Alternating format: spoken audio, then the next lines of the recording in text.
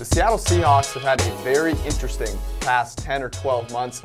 Many thought they might be cratering down to the bottom 5 or 10 teams in the NFL. What would they do without Richard Sherman and Michael Bennett on the defense?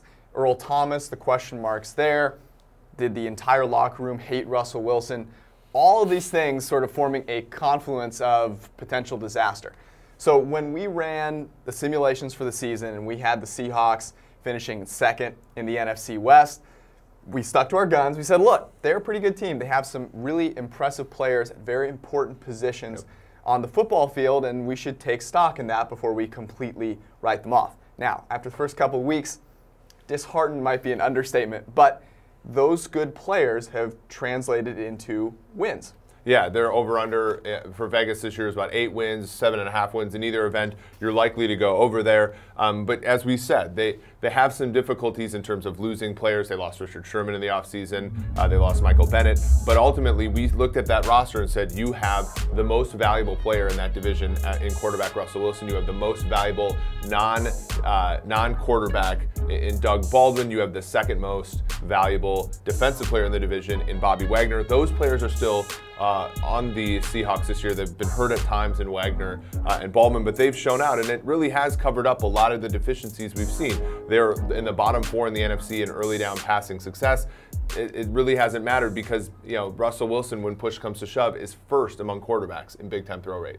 Yeah, big plays matter. Before we go on, I want to remind you that you can capitalize on all of the things that you learn here at mybookie.ag. You can also make a random Tuesday or Wednesday more exciting, because mybookie.ag allows you to invest on anything. So you turn on the TV, you've got a random college basketball game at halftime. Their in-game live betting allows you to go in and make that game a little more exciting. You can use promo code PFF to get a dollar-for-dollar match on your first deposit. It's very simple. PFF plus mybookie.ag. You play, you win, you get paid. What's interesting about the Seahawks is that we expected them to have Earl Thomas this season, and he has gotten hurt. He was incredible until he got hurt.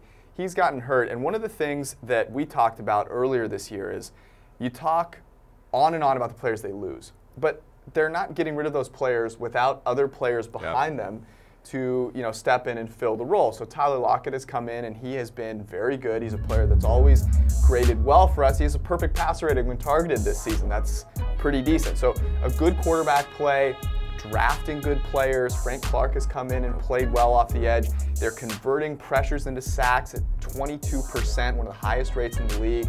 They're converting turnover-worthy throws into interceptions at over a 60% clip. All things above the NFL average that are helping them make up for some of those smaller deficiencies.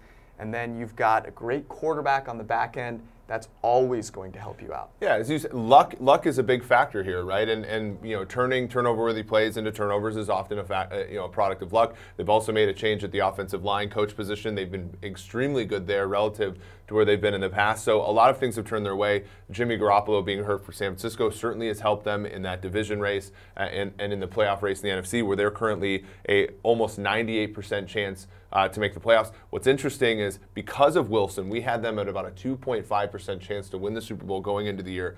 Blasphemy at the time. Given where they are now, projected almost 10 wins, upcoming here, we have them at a 2.6% chance to win the Super Bowl. So not a whole lot of change given the way that things have shooken out. But what it does say is that early in the season, you just have to stick to your math, stick to your guns. We said we wouldn't mention the Jimmy Garoppolo injury. Sorry. I'm going to get through this, though. I'm going to make it happen. The interesting thing is they're going to go play a team like, say, a Dallas or Chicago in round 1, a team that has a huge deficiency relative to the Seahawks at the quarterback position. And that's going to be a very interesting game because the conversation is going to be those teams are well-rounded, they have great defenses, but they don't have strong quarterback play. The Seahawks have one of the best quarterbacks in the NFL in Russell Wilson, a guy that's continually been in the top 1 or 2 clusters of quarterback play, leads the league in big-time throws, as you mentioned. If they can get past those teams, they then move into shootout territory with those top-tier teams. This is a team that can play with those guys because they have Russell Wilson, Tyler Lockett, Doug Baldwin if he comes back. So not all hope lost for the Seahawks. Certainly, they will not be picking in the top 10 of the NFL draft this upcoming season. For more, head to ProFootballFocus.com and, of course, subscribe to the PFF Forecast.